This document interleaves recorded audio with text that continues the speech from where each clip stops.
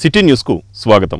వచ్చే ఏడాది జూన్ మాసాంతంలోగా ఓడరేవు నిర్మాణ పనులు పూర్తి చేయాలని అధికారులను ఆదేశించినట్లు రాష్ట్ర మంత్రి కొల్లు రవీంద్ర తెలిపారు.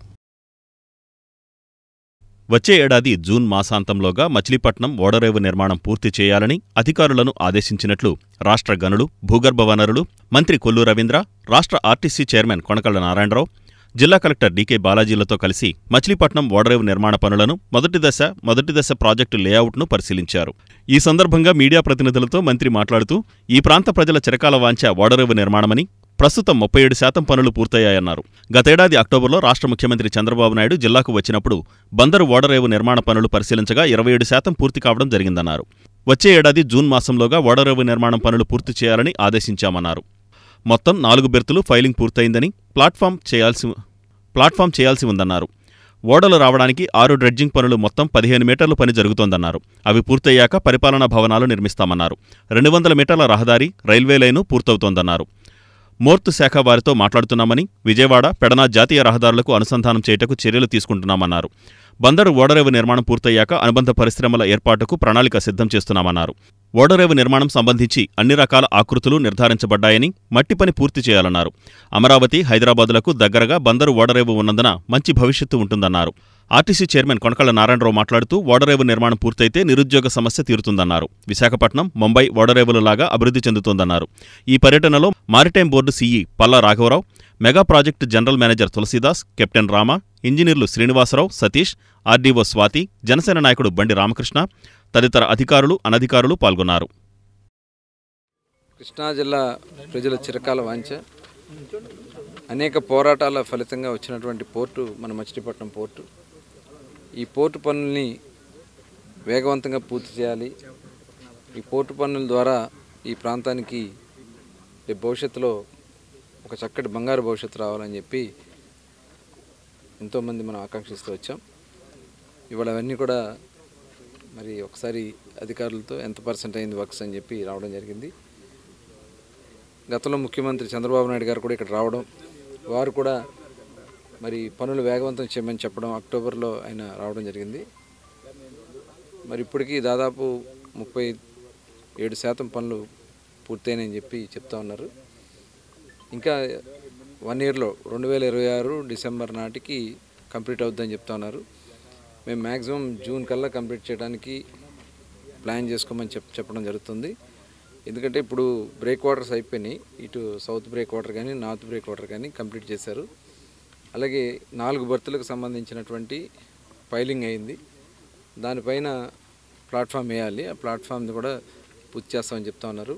అలాగే డ్రెడ్జింగ్ పనులు, ఏదైతే షిప్ రావడానికి కావాల్సినటువంటి డ్రెడ్జింగ్కి సంబంధించి 6 డ్రెడ్జర్లు ఇక్కడ ఇప్పుడు డ్రెడ్జింగ్ చేస్తూ ఉన్నాయి. దాదాపు 17 మీటర్ల దగ్గర ఈ డ్రెడ్జింగ్ ఇక్కడ చేయటం జరుగుతుంది. దీన్ని డ్రెడ్జింగ్ కంప్లీట్ అయిన తర్వాత మొత్తం గోడౌన్స్కి సంబంధించినటువంటి షెడ్స్ కానీ ఆ వర్క్ కూడా జరుగుతూ ఉంది. అడ్మినిస్ట్రేషన్ బ్లాక్స్ కానీ, అలాగే రోడ్డు కూడా దాదాపు 200 మీటర్స్ రోడ్డు, రైల్వే లైన్ సంబంధించిన కూడా వర్క్స్ జరుగుతూ ఉన్నాయి. ఇప్పుడు ఇదే కాకుండా అటు నార్త్ ఎన్హెచ్ సంబంధించినటువంటి వాళ్ళతో కూడా మరి మాట్లాడి మిగతా రోడ్డు కూడా అటు విజయవాడ రోడ్డుకి, అటు పెడన్ రోడ్డుకి కనెక్టివిటీకి కూడా ఆల్రెడీ ల్యాండ్ ఎక్విజిషన్ దాదాపు అంతా కూడా పూర్తయిపోయింది. ఇంకా దీన్ని ఫాస్ట్గా పూర్తి చేసుకోవడమే. అయితే ఇప్పుడు ఈ పోర్టుతో పాటు అనుబంధ పరిశ్రమలకు కూడా సంబంధించి కూడా ఒక ప్లానింగ్ చేయాలని చెప్పి మన ముఖ్యమంత్రి గారు చెప్పడం జరిగింది. కాబట్టి ఇక్కడ ఉన్నటువంటి ప్రోగ్రెస్ కూడా రేపు కలెక్టర్ కాన్ఫరెన్స్ ఉంది 25-26 తారీఖుల్లో. గౌరవ ముఖ్యమంత్రి గారి సమక్షంలో జిల్లా కలెక్టర్లు, అలాగే అధికారులు, హెచ్ఓడీలు అందరూ ఉంటారు. వాళ్ళందరి సమక్షంలో కూడా రేపు ఇక్కడ ఉన్నటువంటి సమస్యలు ఏమైనా కూడా వాళ్ళకి చెప్పి దీన్ని కంప్లీట్ చేయడానికి కావాల్సినటువంటి అన్ని, ఇప్పుడు ఆల్రెడీ అనుమతులన్నీ కూడా వచ్చి ఉన్నాయి, డిజైన్స్ అన్నీ కూడా ఫైనల్ అయిపోయినాయి. కాబట్టి ఇంక పనులు వేగవంతంగా పూర్తి చేసుకోవాలి. ఎందుకంటే 3 మంత్స్లోనే మ్యాక్సిమం చేయగలుగుతారు. సమ్మరు, రేపు మళ్ళీ రైనీ సీజన్ స్టార్ట్ అయిన తర్వాత పనులు మళ్ళీ కొద్దిగా స్లో అవుతాయి. కాబట్టి ఏదైతే గ్రౌండ్ వర్క్ సంబంధించినటువంటి అంతా కూడా బేస్మెంట్లు కానీ ఇలాంటివన్నీ కూడా కంప్లీట్ చేయమని కోరటం జరిగింది. మరి ఇది మనందరి ఆకాంక్ష. తప్పకుండా మన మంచి పోర్టు కింద అమరావతికి దగ్గరగా ఉంటుంది, అటు హైదరాబాద్కి దగ్గరగా ఉంటుంది.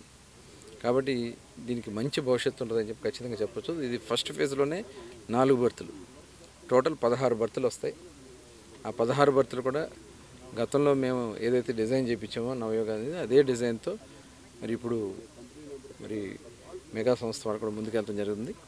ఇది అయిన తర్వాత దీని ఆపరేషన్స్కి సంబంధించి వీళ్ళు ఓన్లీ కన్స్ట్రక్షన్కి మాత్రమే చేస్తారు. తర్వాత ఆపరేషన్స్ కూడా ఒక మంచి సంస్థకి ముఖ్యమంత్రి గారు ఆలోచిస్తున్నారు. ఆ సంస్థ ఇచ్చిన ద్వారా రేపు అటు ఇంపోర్ట్ ఎక్స్పోర్ట్లు పెద్ద ఎత్తున జరగడానికి అవకాశం ఉంది. ఇది సెకండ్ ఫేజ్లో మళ్ళీ దీన్ని మచిలీపట్నం కృష్ణా జిల్లా ప్రజల యొక్క చిరకాల వాంఛ మచిలీపట్నంలో పోర్టు నిర్మాణం గురించి చాలా పోరాటం చేశారు, చాలా ఉద్యమాలు చేశారు.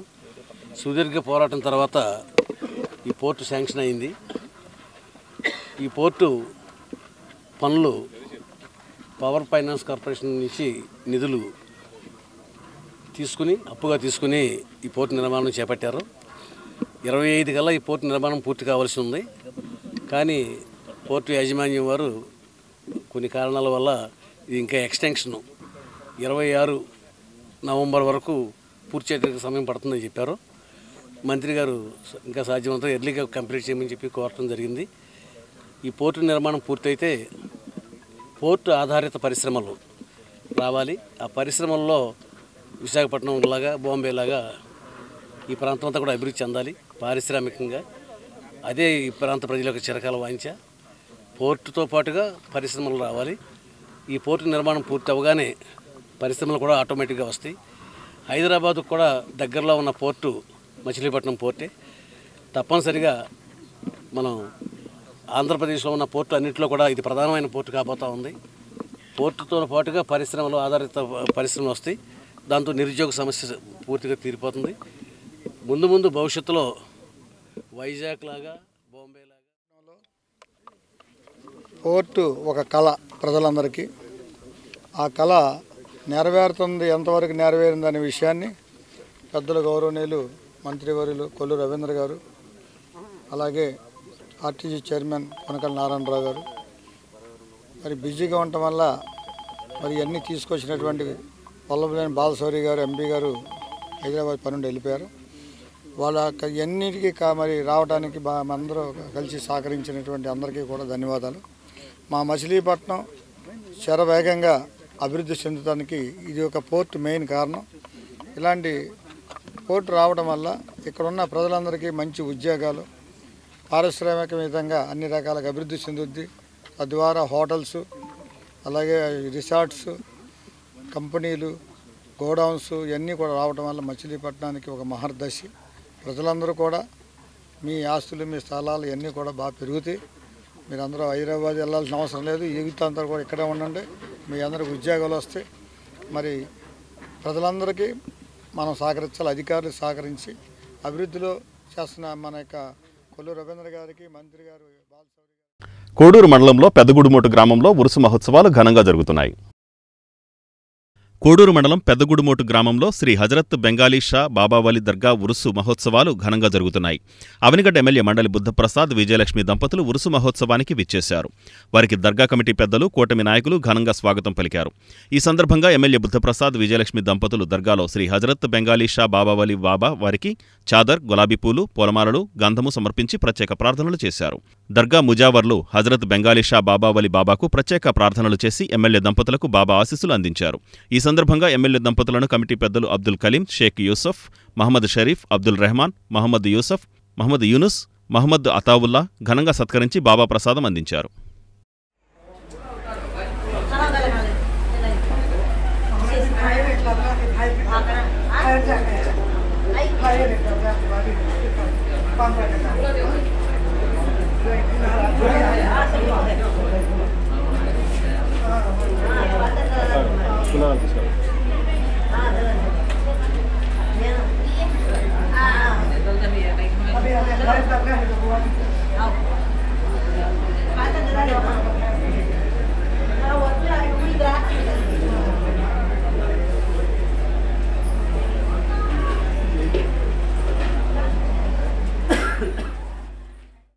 రైతులకు, నిరుద్యోగులకు విరివిగా రుణాలు అందించి వారి అభివృద్ధికి సహకరించాలని బ్యాంకు అధికారులను ఎంపీ వల్లభనేని బాలశౌరి కోరారు. రైతులు, నిరుద్యోగ యువతకు విరివిగా రుణాలు అందించి వారి సంక్షేమాభివృద్ధికి కృషి చేయాలని ఎంపీ వల్లభనేని బాలశౌరి బ్యాంక్ అధికారులను కోరారు. జిల్లా పరిషత్ కన్వెన్షన్ హాల్లో ఎంపీ వల్లభనేని బాలశౌరి అధ్యక్షతన జిల్లా అభివృద్ధి సమన్వయ పర్యవేక్షణ కమిటీ దిశ సమావేశం జరిగింది. సమావేశంలో రాష్ట్ర గనులు, భూగర్భ వనరులు, ఎక్సైజ్ శాఖ మంత్రి కొల్లు రవీంద్ర, జిల్లా కలెక్టర్ డీకే బాలాజీ, జిల్లా పరిషత్ చైర్పర్సన్ ఉప్పాల హారిక, పెడన, అవనిగడ్డ, పామర్రు నియోజకవర్గాల శాసనసభ్యులు కాగిత కృష్ణప్రసాద్, మండలి బుద్ధప్రసాద్, వర్ల కుమార్రాజా తదితర ప్రజాప్రతినిధులతో కలిసి కేంద్ర ప్రభుత్వ పథకాల వినియోగంపై వివిధ ప్రభుత్వ శాఖల అధికారులు, బ్యాంకర్లతో సమీక్షించారు. ఈ సందర్భంగా ఎంపీ మాట్లాడుతూ ఆయా శాఖల జిల్లా అధికారులు కేంద్ర ప్రభుత్వం పథకాలపై ప్రత్యేక దృష్టి సారించి సక్రమంగా సద్వినియోగం చేసుకునే విధంగా కృషి చేయాలన్నారు. అర్హత కలిగిన లబ్ధిదారులను గుర్తించి వారి అభ్యున్నతికి కృషి చేయాలని సూచించారు. మంత్రి కొల్లు రవీంద్ర మాట్లాడుతూ అదేవిధంగా ఈ ప్రాంతంలో 300 ఎకరాల్లో ఎంఎస్ఎంఈ పార్కు నిర్మాణం, 6000 ఎకరాల్లో ప్రధాన పరిశ్రమల ఏర్పాటుకు ప్రణాళికలు సిద్ధం చేస్తున్నామని, దీనికి బ్యాంకులు సహకారం అందించాలని మంత్రి కోరారు. దిశ కమిటీలు అంటే ఆ దిశ కాదు, ఇది సెంట్రల్ గవర్నమెంట్ అందిస్తున్నటువంటి స్కీమ్స్ ద్వారా వస్తున్నటువంటి ఫండ్స్ని ఏ రకంగా మరి ఖర్చు పెడతా ఉన్నారనేది ఒక రివ్యూ గౌరవ పార్లమెంట్ సభ్యులు బాలశౌరి గారి నాయకత్వంలో ఈరోజు ఇక్కడ జిల్లా పరిషత్ సమావేశం హాల్లో ఏర్పాటు చేయడం జరిగింది. మరి దీనికి అధికారులు, జిల్లా కలెక్టర్ గారు, ఎమ్మెల్యేలు, అదేవిధంగా బ్యాంకర్స్ కూడా రావడం జరిగింది. అన్ని డిపార్ట్మెంట్కి సంబంధించి మరి ఈ గత 5 సంవత్సరాల్లో ఏం జరిగింది, ఈ రాబోయే కాలంలో వచ్చినటువంటి ఫండ్స్ని ఏ రకంగా ముందుకు తీసుకెళ్తున్నారనేది క్లియర్గా డిస్కస్ చేయడం జరిగింది. దాంట్లో ముఖ్యంగా డ్వామా ఏదైతే ఎన్ఆర్జీఎస్, ఎంజీఎన్ఆర్జీఎస్ ఫండ్స్ ఎంతవరకు ఉపయోగపడుతున్నాయి, ఎంతవరకు ఖర్చు పెడతా ఉన్నారు, ఇవన్నీ కూడా డిస్కస్ చేయడం జరిగింది. అలాగే ఇవాళ జల్ జీవన్ మిషన్ ఏదైతే మనం ఇంటింటికి పంపు కుళాయి ఇవ్వడానికి కేంద్ర ప్రభుత్వం పెట్టినటువంటి జల్ జీవన్ మిషన్ స్కీమ్ని ఏ రకంగా ఉపయోగించుకోవాలి, ఇవన్నీ కూడా దాంట్లో డిస్కస్ చేయడం జరిగింది. ఎందుకంటే దీనికి ఒక గ్రిడ్ చేయడానికి దాదాపు 5,000 కోట్ల రూపాయలు ఫైన్ అవుతుంది మన ఎన్టీఆర్ జిల్లా కానీ కృష్ణా జిల్లాకి కలిపి. దాన్ని కూడా ఇక్కడ డిస్కస్ చేసుకోవడం జరిగింది. అలాగే ఇండస్ట్రీస్ డిపార్ట్మెంట్కి సంబంధించి ఏ రకంగా రాబోయే కాలంలో మరి బ్యాంకర్స్ కూడా మరి రిక్వెస్ట్ చేయడం జరిగింది. ఇక్కడ ఎంఎస్ఎంఈ పార్క్ ఒకటి మేము ఏర్పాటు చేస్తాం జరుగుతుంది దాదాపు 300 ఎకరాల్లో. అది కాకుండా 6,000 ఎకరాల్లో ఒక మేజర్ ఇండస్ట్రీ పార్క్ ఒకటి పెట్టడం జరుగుతుంది. ఇవన్నీ కూడా బ్యాంకర్ సపోర్ట్, కానీ ఆల్రెడీ మనకు ఉన్నటువంటి గోల్డ్ కవరింగ్ ఉంది, అట్లాగే మనకి కలంకారీ ఉంది, అదేవిధంగా ఫిషరీస్ ఉన్నాయి, ఇక్కడ ఆటోనగర్ ఉంది. వీటన్నిటి కూడా రాబోయే కాలంలో ఇక్కడ పెద్ద ఎత్తున యాక్టివిటీ జరగడానికి అవకాశం ఉంది. పోర్ట్ వస్తుంది కాబట్టి దానికి సపోర్ట్ చేయమని, అలాగే బోట్ బిల్డింగ్ కూడా ఇవాళ ప్రపంచవ్యాప్తంగా చాలా డిమాండ్ ఉంది. దానికి కూడా మరి మన ప్రాంతం వాళ్ళకి ట్రైనింగ్స్ ఇప్పించి స్కిల్ డెవలప్మెంట్ చేసి దాని ద్వారా వాళ్ళకి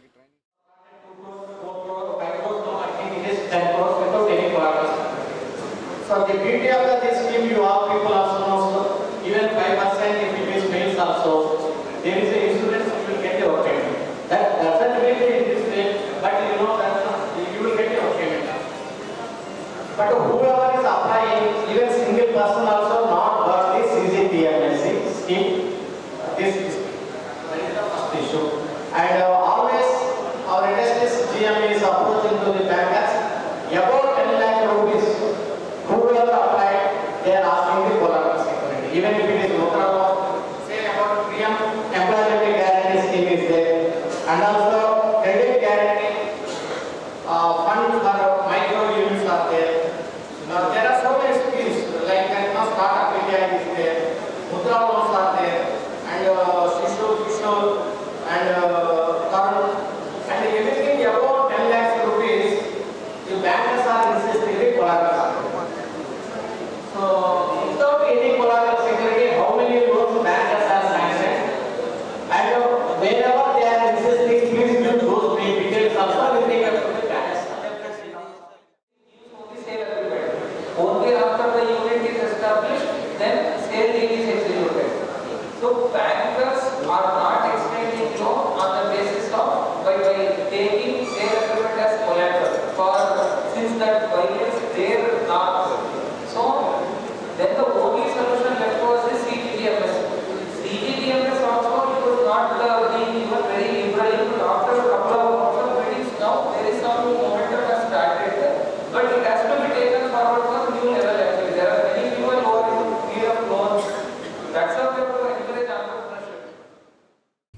శ్రీ వల్లి దేవసేన శ్రీ సుబ్రహ్మణ్యేశ్వర స్వామివారి దేవస్థానాన్ని హైకోర్టు న్యాయమూర్తి దర్శించుకున్నారు.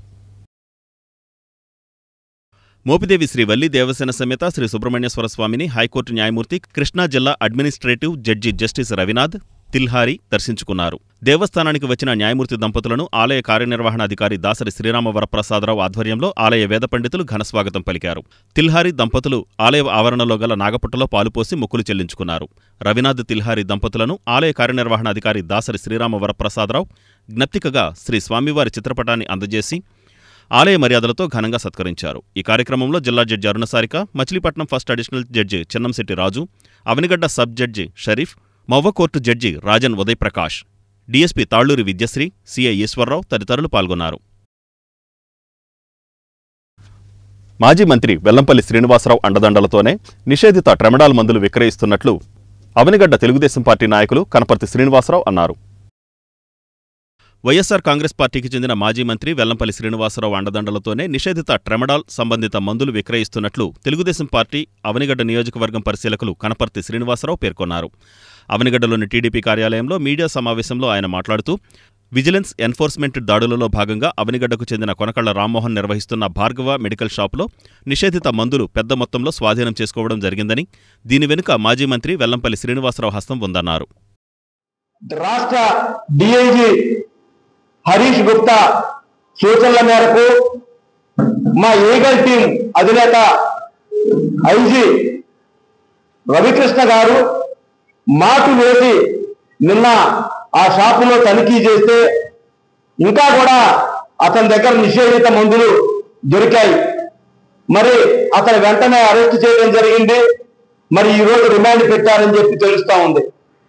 నేను ఈ సందర్భంగా ఒకటే తెలియజేస్తున్నా, ఎవరైతే మందుల షాపు యజమాని కొనకళ్ళ రామ్మోహన్ అనే వ్యక్తి, అతని సోదరుడు కొనకళ్ళ విద్యాధర్రావు, ఇతను వెల్లంపల్లి శ్రీనివాసరావు ముఖ్య అనుచరుడు. ఇతని అండదండలతోనే ఇక్కడ రామ్మోహన్ రావు పేరుకు సందులో చిన్న షాప్ పెట్టి వేల కోట్లకు సంబంధించినటువంటి అక్రమ దందాకు తెరలేపాడు. దీని వెనుక మంత్రి వెల్లంపల్లి హస్తం స్పష్టంగా ఉంది. మంత్రి అండదండలు లేనిది గత 5 సంవత్సరాల్లో గడిచిన వైసీపీ పాలనలో ఇంకా విచ్చలవిడిగా ఉన్నాడు. ఇది కేవలం వాళ్ళు చెప్పిన డ్రగ్ కంట్రోల్ డైరెక్టర్ గారు చెప్పిన వివరాల ప్రకారం వాళ్ళ దగ్గర కేవలం ఆ షాపులో 2 సంవత్సరాలు దొరికింది.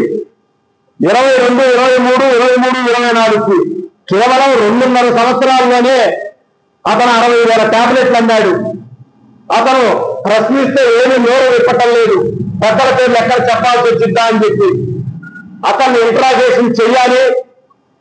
ఖచ్చితంగా స్పెషల్ స్క్వాడ్ అతన్ని అరెస్ట్ చేయడమే కాదు, కస్టడీలో తీసుకుని విచారిస్తే దీని వెనక ఉన్నటువంటి పెద్ద తలకాయలు రావాలి.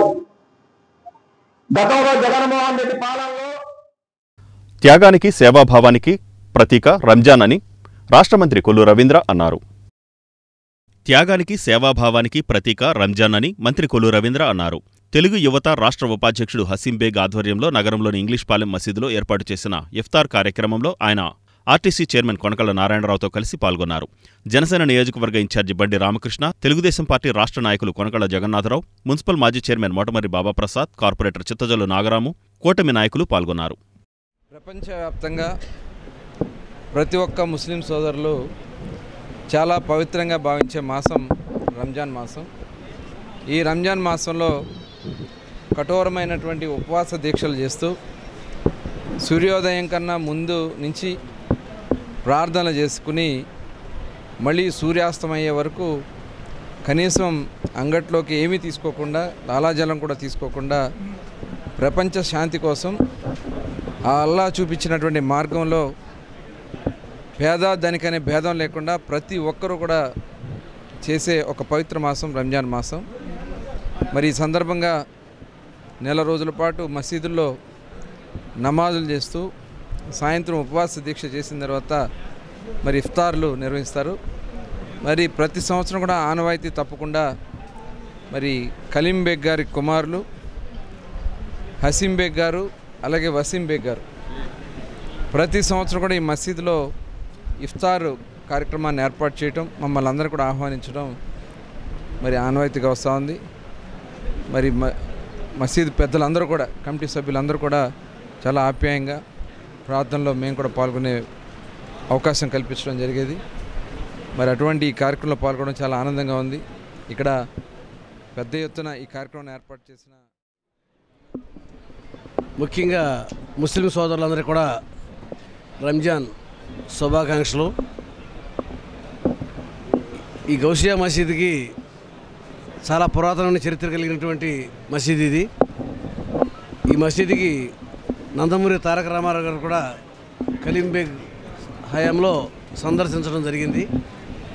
నేను రవి గారు చాలా కాలంగా మరి ఈ మసీదుకి మేము అతిథులుగా ప్రతి రంజాన్కి పిలుస్తారు, మేము వస్తూ ఉన్నాం. పవిత్రమైన దినాలు రంజాన్ మాసం అంతా కూడాను ప్రపంచం అంతా కూడా సుఖ సంతోషాలతో ఉండాలని చెప్పి ప్రార్థనలు చేస్తారు. మరి అటువంటి శాంతియుతమైన పవిత్రమైన రంజాన్ రోజున మళ్ళీ మన ముస్లిం సోదరులందరితో కలిసి రంజాన్ ఇవాళ ఈ పండగ శుభాకాంక్షలు చేస్తున్నందుకు అందరూ కూడా హృదయపూర్వకంగా మరొకసారి రంజాన్ శుభాకాంక్షలు తెలియపరుస్తా ఉన్నాం. ఈరోజు పెద్దల గౌరవనీయులు కొల్లు రవీంద్ర గారు, మంత్రివర్యులు, ఆర్టీసీ చైర్మన్ కొనకల నారాయణరావు గారు, తమ్ముడు కలీం బేగు, తెలుగుదేశం జనసేన పార్టీ, అలాగే మసీదు పెద్దలు, ముస్లిం సోదరులందరూ కూడా ఈ రంజాన్ పండుగలో ఎంతో పవిత్రంగా పిల్లలు పెద్దలందరూ కూడా ఎలాంటి పనులున్నా అన్నీ పక్కనెట్టేసి ఎంతో పవిత్రంగా ఈ యొక్క రంజాన్ మాసంలో ఉపవాసాలు చేస్తా ప్రపంచ శాంతి కోసం, మన దేశ శాంతి కోసం, అందరూ సుఖశాంతులతో ఉండాలని ఒక మంచి ఆలోచనతో ఈ యొక్క పూజలు చేస్తూ ఉంటారు. వారి యొక్క కోరికల్ని భగవంతుడు అన్నీ కూడా నెరవేర్చాలి. మనందరం కూడా ఒక అన్నదమ్ముల్లాగా, తల్లిదండ్రులు కుటుంబంలాగా ఉంటూ ఎందుకంటే ఇన్ని మసీదులు ఉన్నప్పటికి కూడా మేము చిన్నప్పటి నుంచి కూడా ఇక్కడే ఇదే వార్డులో ఉంటాం. మరి కలీం బేగ్ గారి ఫ్యామిలీ కానీ మా ఫ్యామిలీ కానీ అందరం కూడా ఒక అన్నదమ్ముల్లాగా కలిసిమెలిసి ఉండేవాళ్ళం. ఈ యొక్క మసీదు మా చిన్నప్పటి నుంచి తెలిసి ఎంతో పవిత్రంగా ఎన్ని పనులున్నా కూడా ఆపేసి ఎంతో నమాజులు చేసుకుంటారు. అలాంటి దాన్ని ప్రోత్సహించడానికి మంత్రివర్యుల్ని ఈ మసీదుకి ఆనాడు స్వర్గీయ కలీం బేగ్ గారు నందమూరి తారక రామారావు గారిని ఈ మసీదు తీసుకురావడం, ఆ టైంలో పెద్దబాబు గారు ముఖ్య నాయకులు అందరూ కూడా పాలు పంచుకోవడం అనేది ఈ సందర్భంగా మీకు చెప్తూ ఎంతో చరిత్ర గల మా మసీదుకి ప్రతి సంవత్సరం కూడా మా రమణ కానీ పెద్దలు నారాయణరావు గారు కానీ పెద్దలందరూ కూడా ఏ రోజు పెట్టడం బేగు మేము సిద్ధంగా ఉన్నాం రావడం అని చెప్పి మాకు ప్రోత్సాహాన్ని ఇచ్చి దాదాపుగా ప్రతి సంవత్సరం కూడా 3,000 మందికి ఇక్కడ భోజనం ఏర్పాట్లు చేయడం, అదేవిధంగా ప్రతి ముస్లిం కుటుంబంలో కూడా సంతోషాన్ని, ఆనందాన్ని నింపే విధంగా నారా చంద్రబాబు నాయుడు గారు, పవన్ కళ్యాణ్ గారు, కూటమి ప్రభుత్వం ఆలోచిస్తుంది. మనం 2014 నుంచి 2019 గవర్నమెంట్ చూసినట్లయితే ముస్లిమ్స్కి ఏదైతే షాదీ తోఫా, రంజాన్ తోఫా. కొల్లు ఫౌండేషన్ ఆధ్వర్యంలో బుడమేరు వరద బాధితులకు సేవలందించిన మున్సిపల్ కార్మికులకు రాష్ట్ర మంత్రి కొల్లు రవీంద్ర పాదరక్షలను పంపిణీ చేశారు. కొల్లు ఫౌండేషన్ ఆధ్వర్యంలో బుడమేరు వరద బాధితులకు సేవలందించిన మున్సిపల్ పారిశుధ్య కార్మికులకు మంత్రి రవీంద్ర పాదరక్షలు పంపిణీ చేశారు. ఈ కార్యక్రమంలో మున్సిపల్ కమిషనర్ బాపిరాజు, మున్సిపల్ మాజీ చైర్మన్ మోటమర్రి బాబాప్రసాద్, ఎండీ ఇలియాస్ పాషా, పిప్పళ్ల కాంతారావు తదితరులు పాల్గొన్నారు.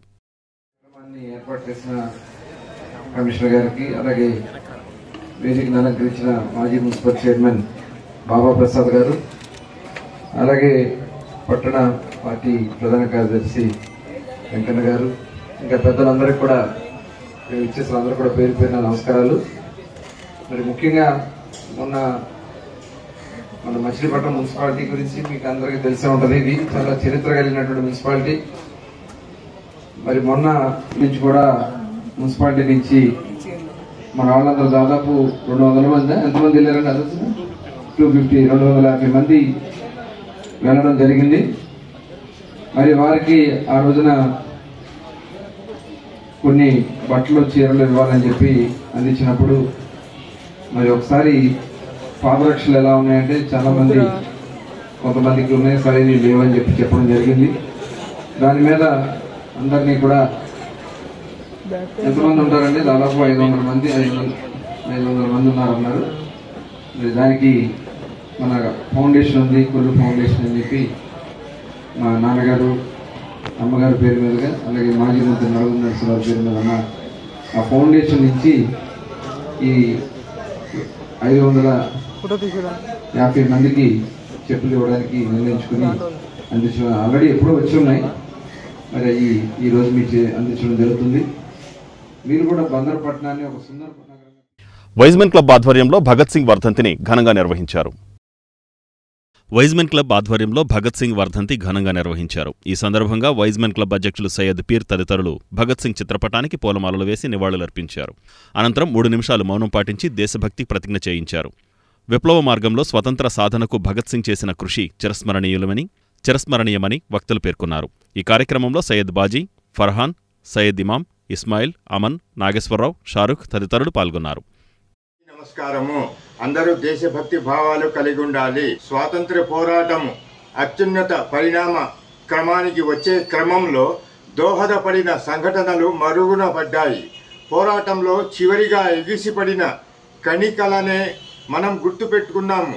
కానీ పోరాటం ఆ స్థితికి రావడానికి తమ ప్రాణాలను పణంగా పెట్టిన, చిత్రహింసలకు గురైన లక్షల మంది వీరులను మర్చిపోయాం. షహీద్ భగత్ సింగ్ స్వాతంత్ర పోరాటం నేటి యువతరానికి చాటి చెప్పిన విప్లవ వీరుడు.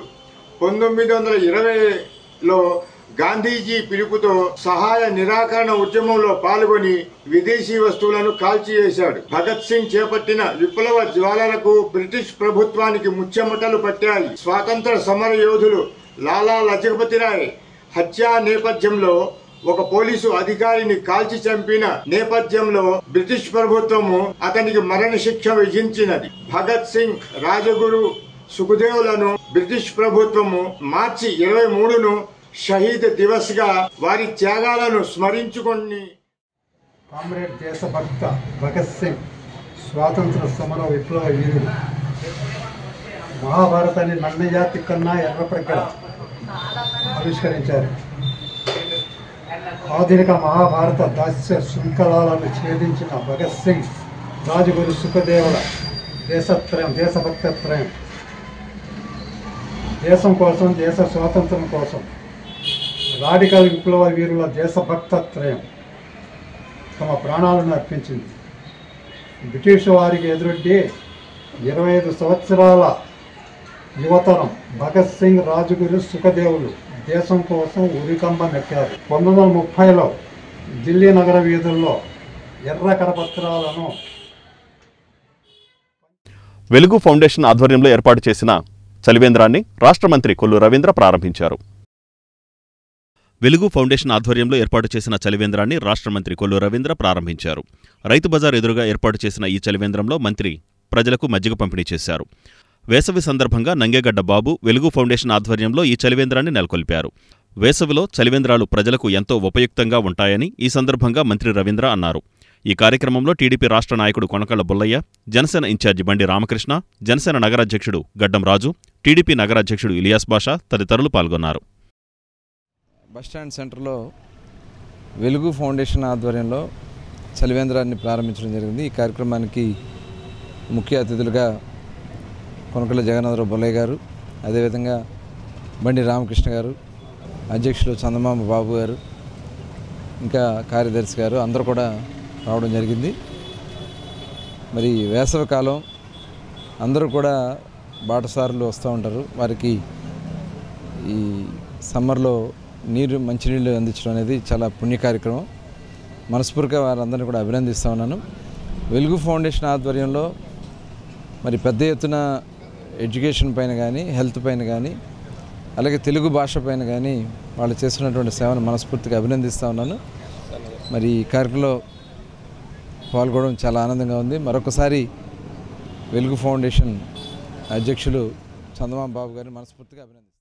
వెలుగు ఫౌండేషన్ అధ్యక్షులు చందమామ బాబు గారు వారి యొక్క కార్యవర్గం ఇవాళ చలివేంద్రాన్ని పెట్టి దాని మజ్జిగ ఇవన్నీ కూడా ప్రజలకు ఇవ్వడానికి ఏర్పాటు చేశారు. ఈ యొక్క ప్రారంభానికి విచ్చేసిన గౌరవ మంత్రివర్యులు